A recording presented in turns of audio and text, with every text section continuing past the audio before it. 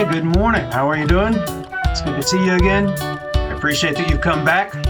If this is not the first video you've seen, but as you'll see from the slide here in just a second, you can tell that this video is actually the second in the series for career advancement for Scrum Masters and product owners.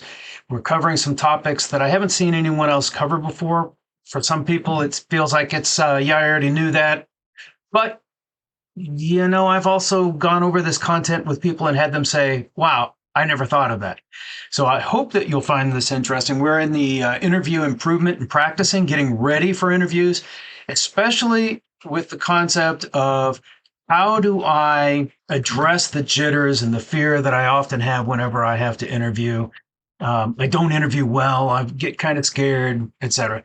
So these are some techniques that I devised over the years to enable me to go into interviews as if they're just conversations and to be completely prepared. All right, you only have to do this a couple of times in your lifetime, but once you've mastered some of these skills, you'll find that your interview process is much smoother and you'll be much more confident. And the topics that you see we'll cover is interview preparation, story time with Curtis coming up here in just a second, understanding your market value. I've noticed that some people do quite a bit of research, others do very little research. It's a concept you probably want to review, but you should at least know for your region what your dollar value is, right? How much you're actually worth or at your skill set in your particular region. All right, then we're going to talk about some preparation that'll help you to overcome the jitters, how to create an elevator pitch. First of all, that you should create an elevator pitch and how to do that. Then create an interview portfolio dashboard, which I'll talk about a little bit. Prepare some powerful questions for your interview so that you can take control of the interview. Then I want you to practice explaining basic Agile concepts and Scrum concepts and Kanban concepts to noobs, people who don't know squat about Agile. If you can explain to your mom or dad or your husband or wife or your kids what it is that you do and the value you bring to a team, then it'll make it easier for you to interview. Then we'll talk about this practice answering situational questions. You know, you may have heard behavioral questions and using the STAR technique. The importance of performing mock interviews, which has helped out a number of people. And then just some basic concepts of how jitters can be overcome through some practice. All right. And now it's story time with Curtis.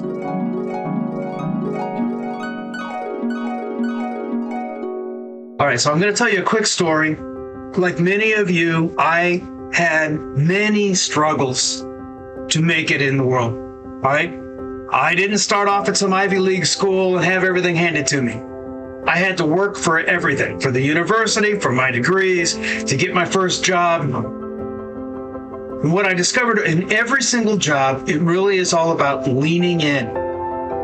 No matter what the job is, no matter how much you hate that job, there's something to be learned. There's some value you can squeeze out of that makes you a better employee for the next job. I've been working since I was 14 or 15 years old.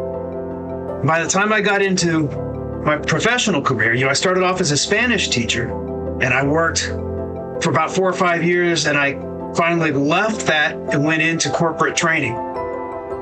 And I had some fantastic wins. I had an opportunity to go work at an international satellite television company.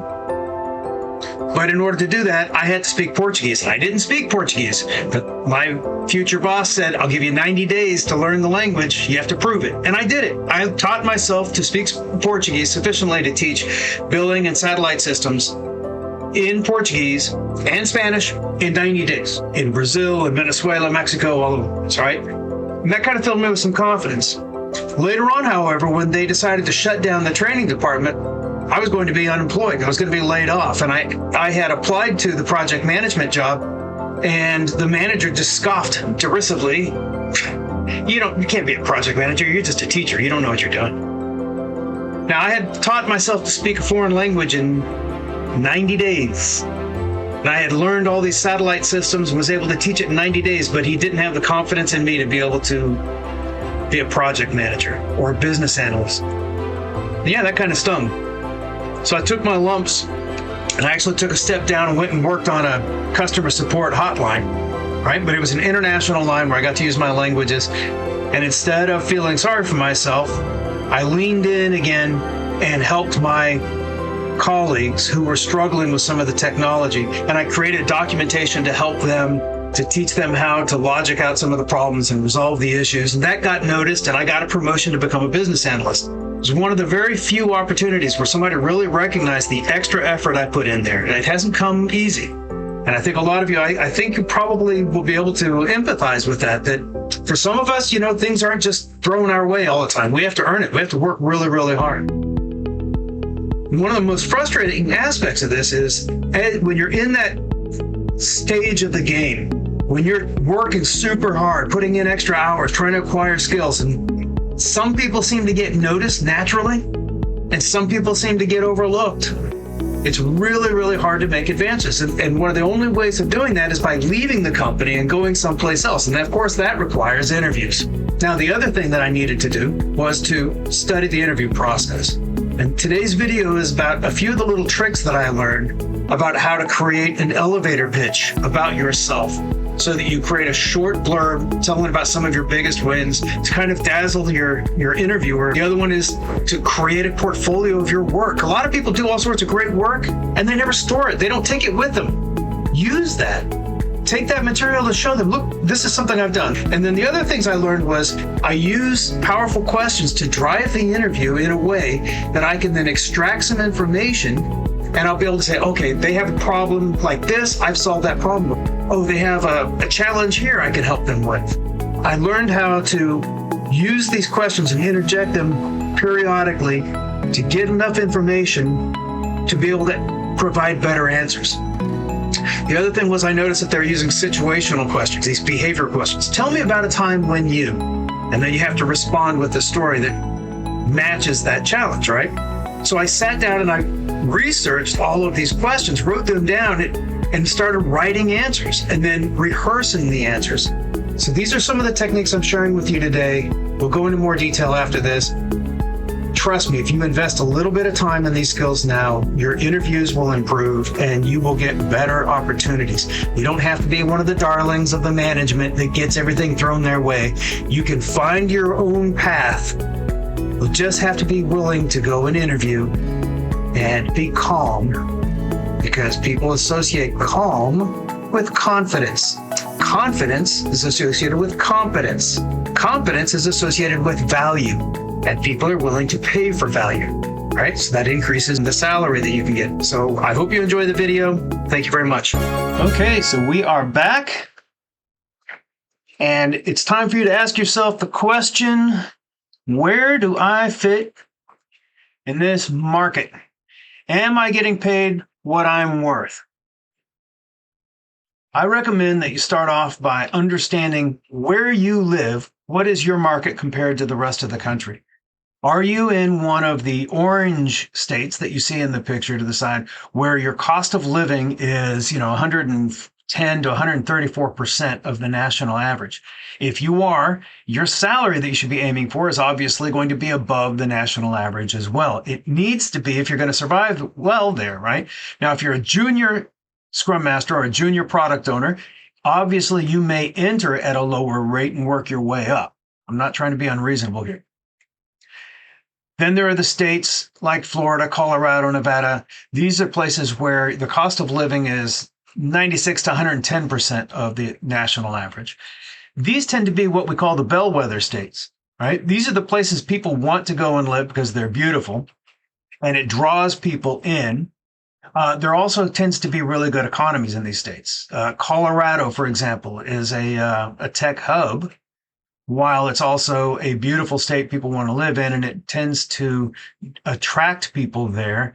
The cost of living is a bit higher there, okay? You will find an interesting contradictory type of situation. Bellwether states are very attractive to people. They want to live there. But it also, because there's so many candidates wanting to move there, companies can offer a lower rate than they would in other states. So you may find yourself underpaid in Florida and Colorado compared to if you went to, you see the little green states there? These are the ones that are less than, the cost of living is less than other places. That's because not everybody from California, Oregon, Seattle, New York, New Jersey, they don't all want to move to Fargo or to Omaha. Okay. So they tend to pay a little bit more to get people to come into these areas that have a little bit less attractiveness. In these places, you may find that your cost of living is low and your salary is great. You're able to get ahead of where you would be in any other state. This has been a great place to work. That Midwest is a fantastic place to go build your career, especially if you're willing to be mobile and go work someplace in Nebraska for a little while and then go to Missouri, St. Louis, maybe to Chicago, maybe go down to, let's see here, Kansas City. All right. And you may discover that you're able to get a better salary compared to your cost of living and make some advances. So you can go out to a place called salary.com, for example, and go take a look at what the expected salary for your job as a Scrum Master would be in your particular region. Now, you'll notice that I started with Omaha, as I mentioned previously. So the average salary of a Scrum Master is about $100,000. If you're in the 80 to 90,000, you're probably doing quite well. You're just below average. So if you're a junior Scrum Master making 80,000 in Omaha, you're probably right where you need to be. If you're a senior Scrum Master and you're making 90,000, you're below average. So now you need to take some steps to improve that. And that's how improving your interview skills can really help. I have had candidates whose ability to convey their skills was low. I thought that they were junior. I hired them at a more junior rate, only to discover actually they were better than I thought. So we had to work on trying to get their salary adjusted after a year. Once I realized, yeah, these people are better than I thought. They just didn't interview well. I have had the exact opposite. I've had some people who can interview beautifully and got a great salary and their skills left a lot to be desired.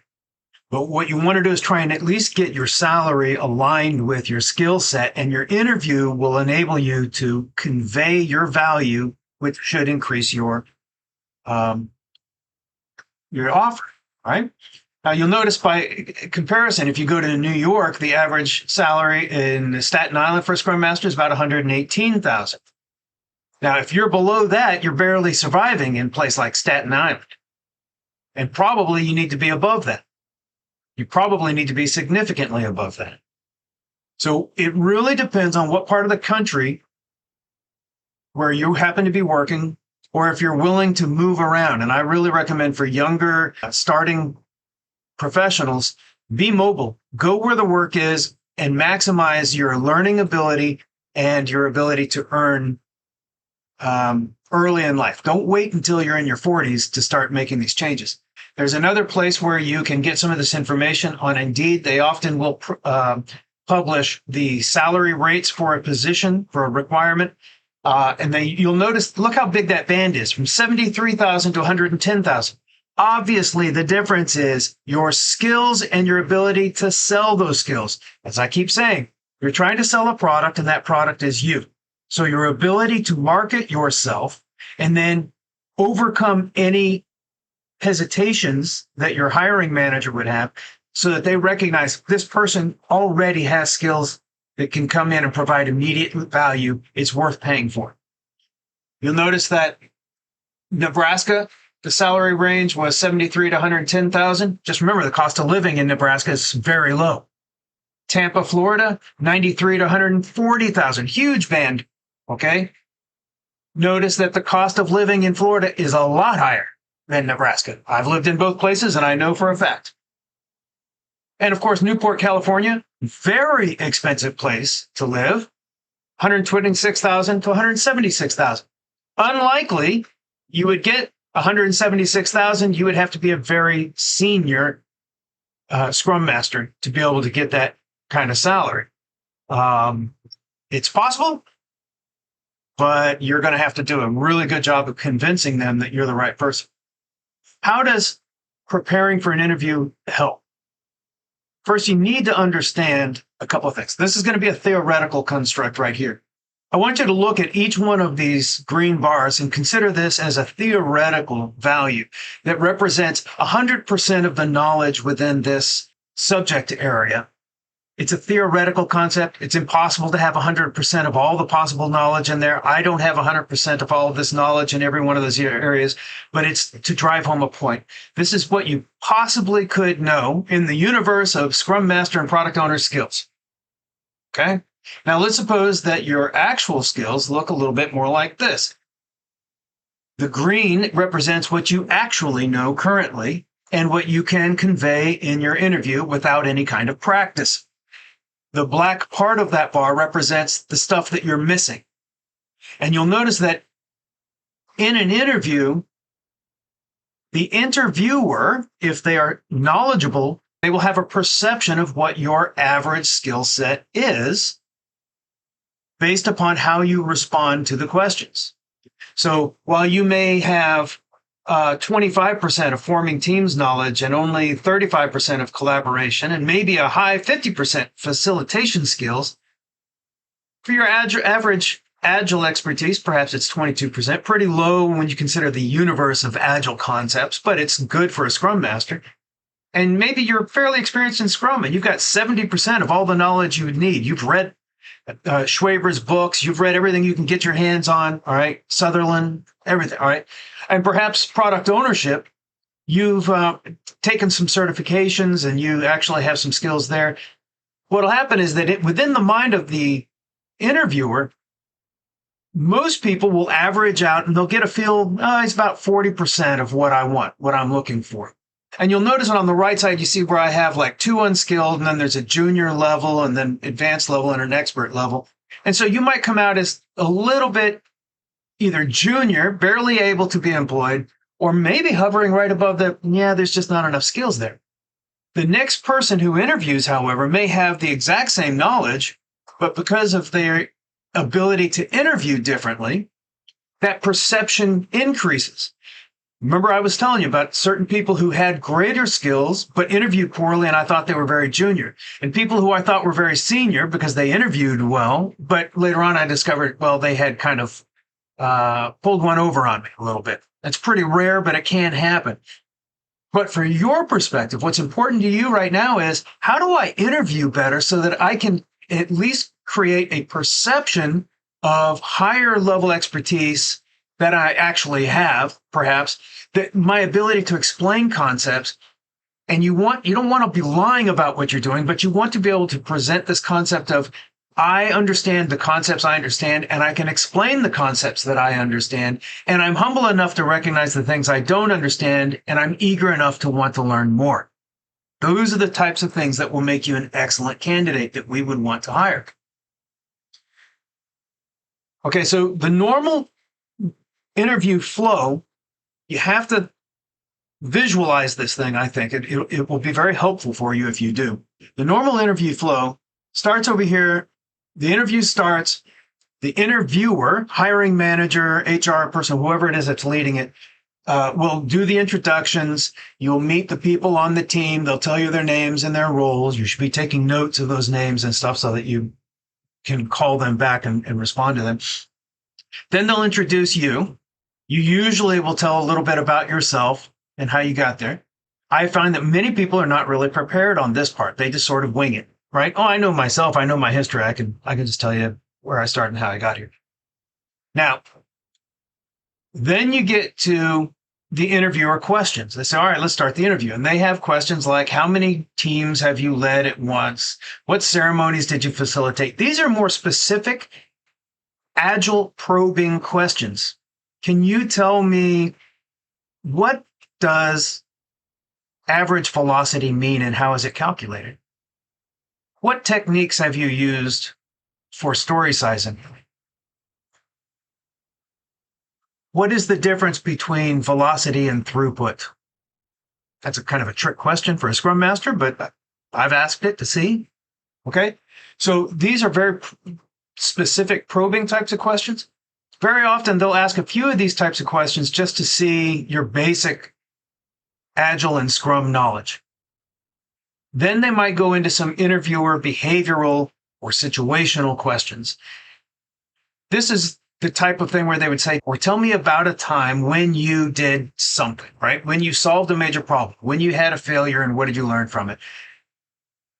Most people do not really rehearse this and practice this, and that's going to be one of our main focuses today, right? They may also throw a couple of trick questions in there, right? If you were able to eliminate one scrum ceremony, what would that be?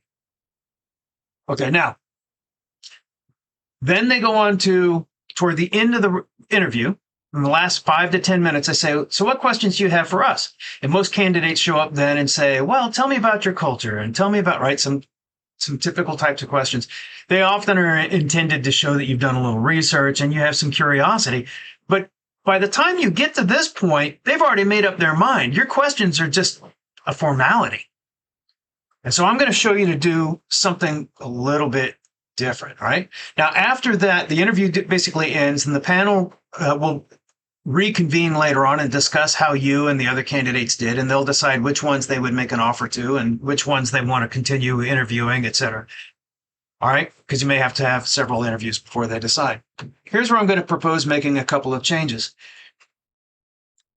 When they ask you to introduce yourself, I want you to have an elevator pitch created. We'll talk about that briefly. It is a marketing type of statement intended to give you a really quick 30-second to 1 minute highlight of who you are and pointing out some of the skills that you want to highlight in the interview.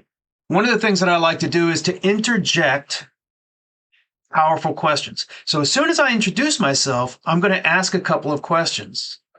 There's a psychological thing that's going on here where we're getting to know each other and we're about ready to transition. And they're generally fairly open in this moment to a question like, so how long have you guys been on the Agile journey, for example? What types of things have you run into that you found to be either really positive or some struggles that you've had? And then you just shut up and see if they'll fall for the bait. If they begin to answer, they're actually giving you insights into the company, some of their challenges, some of their successes, and you should be taking some notes because this should relate back to material you've already prepared. Then they go into your interview or Agile probing types of questions where they ask you about your Agile experience. This is where one of our other concepts that I'm going to bring to you is have a work portfolio ready, things that are on your desktop. I'm assuming, of course, this is a video interview, but if it's a physical interview, you're going into the office, you have them printed out, obviously, okay? And this may be some charts and graphs and things that you've worked with in the past. It could be documentation you've created. It could be story sizing, workshop, but you want to have these materials ready for that part of the interview so that you can say, oh, can I share my desktop? Let me show you something that I did to solve this problem. And you're always tying this back. Remember the questions you asked up front and they gave you some insights about their company? If you can tie that back to problems that they've run into or things that they think that they're going to run into, then you're setting yourself up to convince them that you're the right candidate for the job. Same thing happens then when they start the behavioral questions. That's when you're going to start discussing your situational responses, and you're going to use what we call the STAR method. We'll talk about that briefly. And you want to point back to materials from your portfolio. Now, then toward the end, the only difference is when they start asking those last interviewer questions, I like to try and ask some questions that are basically sales closing questions to get them to acknowledge that I met all their expectations. That brings us to the elevator pitch.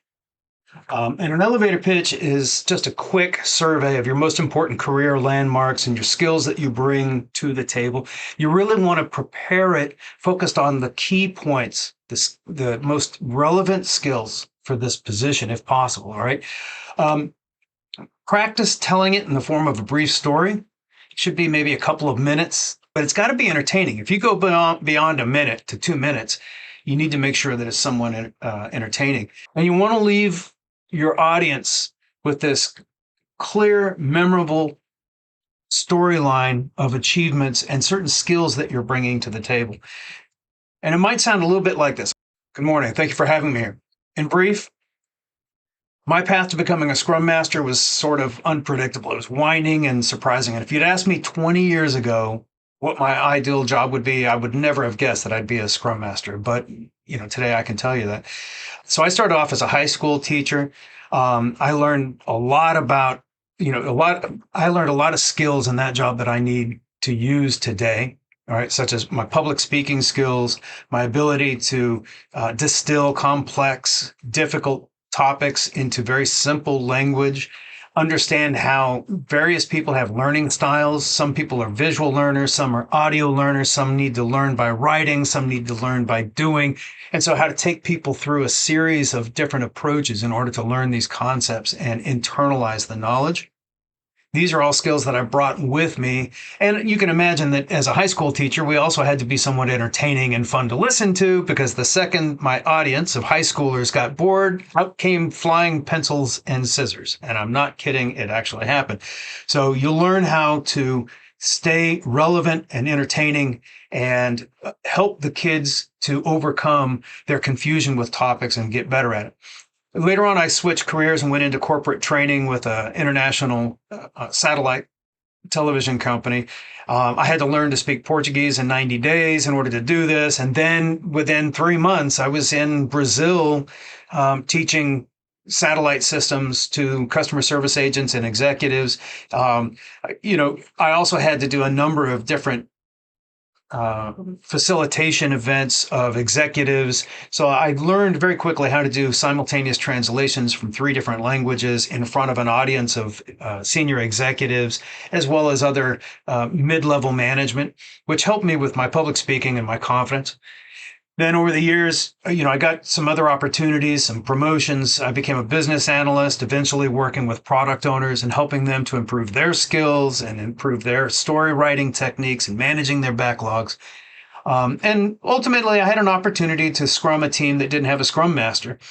And so I volunteered to do it so I could get that experience. And I fell in love with the job, and I found that many of my skills from a teacher, from teaching, were directly applicable. And I became really good at leading the team through an analytical approach about the processes that they were doing and how that impacted their efficiency and their predictability, and to guide them on making some changes that would improve it. And eventually I became known as basically Mr. Fix-It. And I was often sent to fix struggling teams. And that kind of is how I ended up here. I'm looking for a new opportunity to help somebody out to stabilize their teams and make them successful. And you can see that it's fairly brief, fairly succinct. And I had rehearsed the main points, but a lot of it was ad-libbed. I was trying not to sound like I'd memorized something. Okay. And that's something that you want to do, but you need to be able to have that so you can hit the main topics that you want to reach for your interview. Now, the next thing you want to do is have a work product dashboard.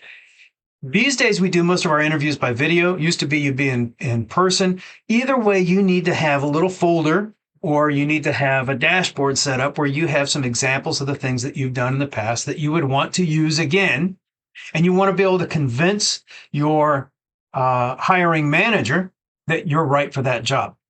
So you can see here a few examples. I might have, these are real metrics from real teams in the past that I work with. You can see the capacity plan, which I helped to put together from an actual program level scaled Agile team where we were trying to set out our accomplishments and OKRs for the year. Some story sizing techniques. You'll see a CFD, cumulative flow diagram. This is just some of the examples that you could use. And I'll show you something else. I might also have Miro boards set up here, like you can see right now.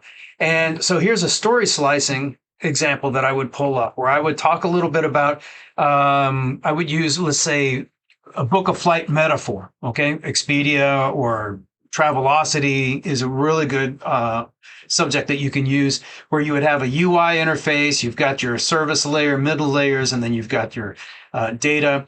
And so what I'll talk to them about is how you slice stories in Agile. For example, where we would want to do vertical slicing, where you go through the UI layer, down through the business logic and the services, and down to the database in small pieces and deliver iteratively until you complete the whole feature, right? And I can compare that to a couple of other anti-patterns, such as horizontal slicing by architectural components. First, we're going to do the UI, and then we're going to do the business logic, and then we're going to do the data. And I would be able to explain how this causes problems for them. And there's, more goes into it. You don't need to know all about that, right? So now you understand the concept is in the conversation, you're going to want to cut back to this. So when they ask you a question about, well, how did you facilitate meetings or how did you contribute to a team's improvement, you want to have some examples of things that you did in the past and that you can pull up and use it to tell a story. One of the most important things I learned as a teacher, and also now that you're doing internet types of stuff, is how to tell a story. It's very important. You don't want to just come up there and talk about metrics or talk about technical systems. You need to be able to put it into a context people can understand. And the dashboard of your portfolio, if you will. So use your actual materials to tell that story and demonstrate how you've solved problems in the past. If you will recall, I had said that one of the first things you're going to want to do then after you introduce yourself is to slip in a powerful question to see if you can get the interviewer to reveal something about the company. This will enable you to come back to that work product, and you'll know what stories you need to tell based upon how they answered. So for example, you remember I said there was something I did on story slicing. So if I ask a few questions here and something comes back to us about how they're struggling to become predictable for the teams to accurately estimate what they can get done or to slice stories, there you go. You've already got some materials. You can tell that story and relate it back and show how you could solve that problem for them. Here's some examples. Powerful questions are open-ended. They cannot be answered in yes or no. They're open-ended questions. So right after I introduce myself and before they start the interview, I might slip in, hey, so how long has your company been on this Agile journey? Or, have you guys, what are your greatest accomplishments that you've run into right now? And then I shut up and see if they'll take the bait.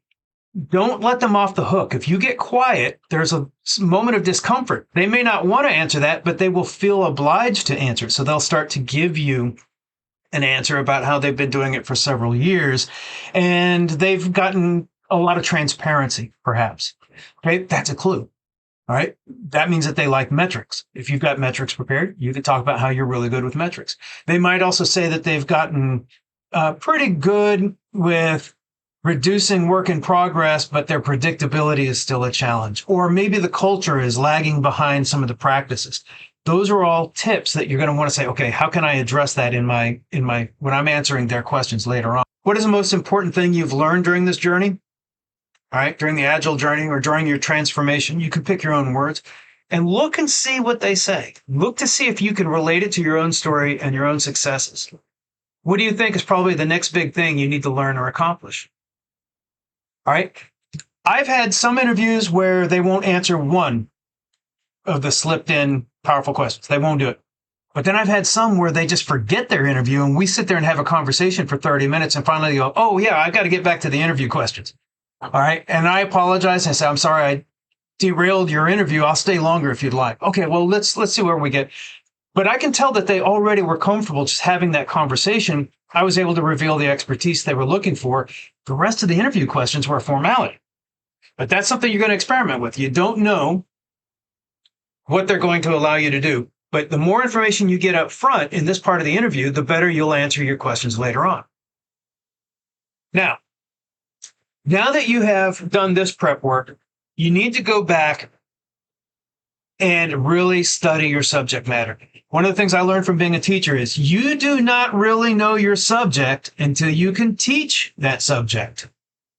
All right. We often know it well enough to take a test, but how do you teach it so that somebody else can make an A on that test? That is a difficult challenge. So you need to practice explaining these concepts. So go back and study the Agile Manifesto. Okay, so what you're going to want to do then is study the Agile Manifesto and the Scrum Guide and go through and look at the concepts that are in there and make sure that you're capable of explaining each of those subjects. I like to say, practice explaining it to noobs. Don't just tell people who already know. try and explain it to your spouse, your significant other, right? Your best friend, your parents. And if you can get them to understand the concept, then you have mastered it enough to be able to describe it in an interview. Take notes of the concepts within those guides, right? Whether it's the Agile principles or the values or within the Scrum guide itself, all of the events, etc., and practice explaining every one of these things out loud. I prefer to do it in front of a mirror. Sometimes I'll go take a walk and I'll practice it, but you need to practice it some way that you can observe your body language and how you present yourself, because this will be very important in the interview.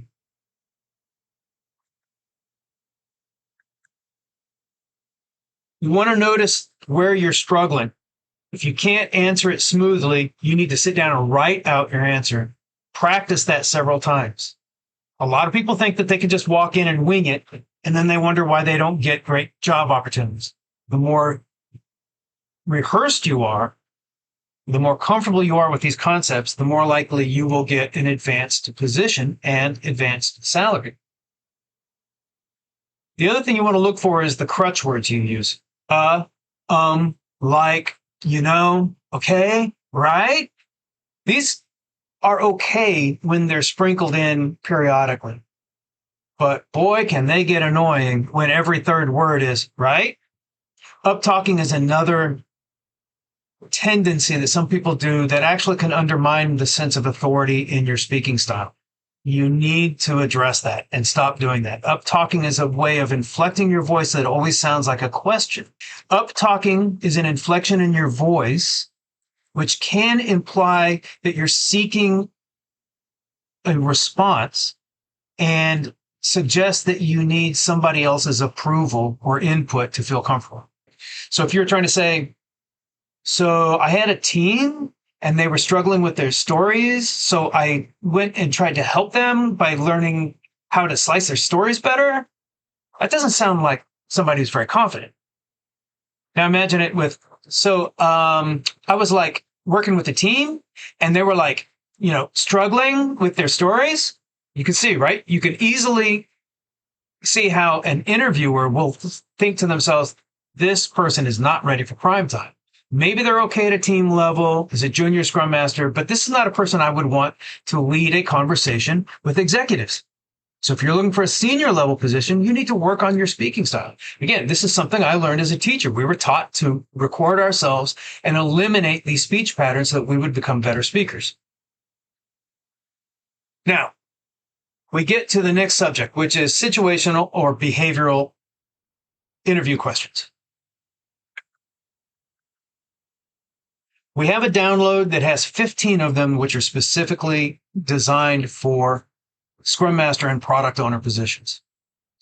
You're welcome to, it's a free download. Just click on it and we'll get it to you. They have been tailored specifically to the types of questions that an interviewer like me or Sean, we would ask somebody. We also have a video on this where we talk through what is the interviewer looking for? Why did they ask that question? And how can you screw it up? Right? So we have the wrong answers. We're not going to tell you what the right answers are because only you know what the right answer is. But I can tell you that there is a definite wrong answer, and we're going to talk about that in the video. You want to write a couple of possible responses to each one of these questions. I say write it because first you need to take the time to actually discipline yourself and think through how would I word this without doing the ad lib type of thing. All right. So write a couple of responses and use the STAR method for every one of the possible questions. I'm going to talk about the STAR method here in just a second. Rehearse responding to these in front of a mirror, on video, etc. Don't try and memorize this like a script. You want it to feel as if you naturally have the ability to organize your thoughts and then respond using the STAR method: situation, task, action, and results. All right. Here you go. So the STAR method is a technique in which you organize your response to these open-ended questions by always following this simple pattern. You start with the situation. You talk about how, okay, yeah, I remember when a team was struggling with story sizing. So I was a scrum master at Acme Software a few years ago. And, all right, you're setting up the situation. Then you talk about the task, the problem that you needed to solve. My team was struggling to become predictable. All right. They couldn't tell how many stories they would get done in a sprint.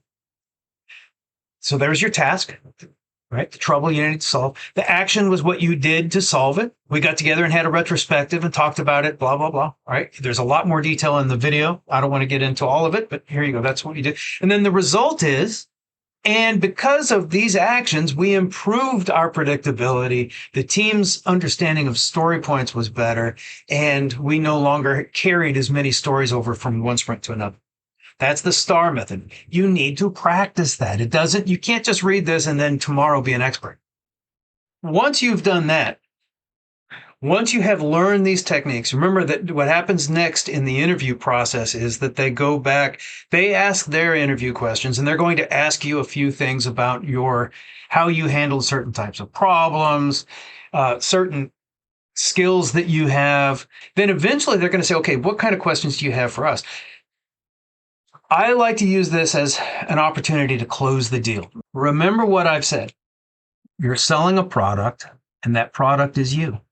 So you need to market yourself and then present it as an irresistible product. So you need to practice presenting yourself as an irresistible product that they just must have. Well, part of that is if you're selling a product, you need to practice closing techniques. So there's some questions that you could ask at this point, which is helping to close the deal. These are sales techniques. You might ask, so if you were to describe the perfect candidate who would succeed in this role, what would that person look like?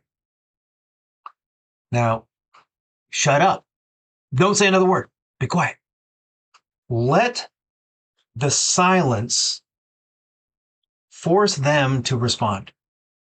This question is very important because it forces them to formulate a response that synergizes their view of what the perfect candidate would be with you. But what you're trying to do is get them to, in their own mind, begin to associate you with the perfect candidate. So that's why I ask this question.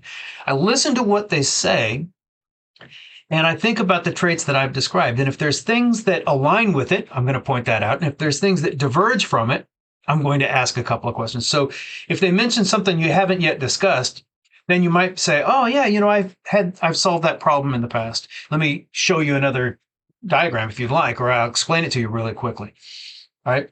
Now, if they have given you characteristics of a successful candidate, and you might say something like, so what do you think? I mean, would you agree that I was able to demonstrate that I have most of those skills you're looking for, right? Again, you're closing the deal. That may feel a little uncomfortable because you're basically saying, you'll agree that I'm the right guy or the right lady, right? But that is a closing technique. You're trying to get them to close the gap, close the circle on thought. You're not just another candidate. You're a candidate that actually meets all of the specifications they're looking for. Make them either accept it and admit it or deny it. Because now's the time, the last chance you have to overcome any objections. So if they say, yeah, I think you have basically everything that we were looking for, you look like a really good fit, then you might say, all right, so how soon can we start? Again, you're closing the deal. Close the deal. Get them to say, well, by Monday, we'll have an answer. That's all you're looking for. He's trying to get them to recognize that you match the job description that they have, you have the skills they're looking for, and that you would be an excellent candidate for that position. All right, so now the last thing we're going to talk about is how do we overcome jitters? So jitters can be overcome. Jitters are a response to anxiety and fear and insecurity. One of the best things you can do regarding those fears and jitters is to take action. So doing the things that I've already outlined today is step number one. Doing all that preparation, knowing how to respond to situational questions, having the STAR technique in your head, having a work product you can refer back to, knowing how to tell stories. The other thing is, if you'll make a study of this interview process and follow our recommendations, then I want you to think about applying to jobs you don't want. Go interview for jobs you do not want and do it while you still have a job. If possible, you always want to negotiate from a position of strength. So when you have a job, you're not in fear of starvation or losing your house or not making rent. So you're more relaxed to start with. So interview as practice before you're in a crunch. Okay? You interview for jobs you don't want so that you don't have any emotional investment. You want to train your mind to not give a rip, right? I just don't care. You want to train your mind to be relaxed in an interview, not to be desperate. Just like in the dating world, okay? Desperation has a stench to it. So you don't want to be desperate in the interview. You want to be detached. You want to be somebody who's so confident. You come in there with sort of a, yeah, I can take it or leave it. I'd like to have this job, but you know what? You got to romance me here too. Okay? Convince me that you want me and you're willing to bring me on and treat me with respect and give me the things that I need to make me think, yeah, this is worth quitting my job for. I'll come over here and help you out. But if you don't have that attitude, either they're going to underpay you or they're just not even going to call you back. So always look for a better job before you need it. All right, so that will conclude today's video. Please take the time, think about these concepts, apply these concepts, and you will find that your interviews will improve dramatically, and you're going to start rejecting job after job after job until you get the one you want. I have had employees and colleagues and family members who were struggling, and they started doing these things that I taught them to do, and their career advanced and their pay advanced and the respect for themselves and that others felt for them increased, and they're much, much happier. So take the time and invest in yourself. All right? Thank you very much.